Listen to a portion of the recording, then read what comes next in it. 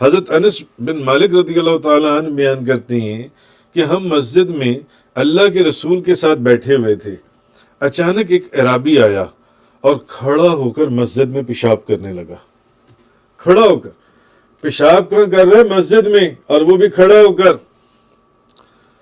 اللہ کے رسول کے صحابہ کرام اس کو ڈانٹنے لگے، برا بھلا کہنے لگے۔ رسول اللہ صلی اللہ علیہ وسلم نے فرمایا اس کا پیشاب نہ روکو، وہ پیشاب کر رہا ہے کھڑے ہو کر، اس کا پیشاب منقطع نہ کرو، اس کو چھوڑ دو۔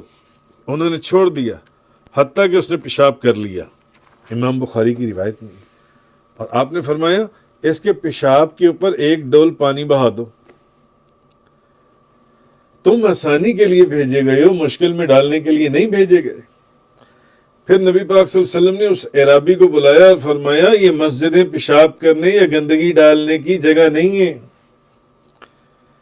یہ تو اللہ کے ذکر، نماز، قرآن پڑھنے کے لیے۔ تو یہ احادیث یعنی حضور کا نیکی کا حکم دینا اور برائی سے روکنے کا انداز ہی نرالا تھا۔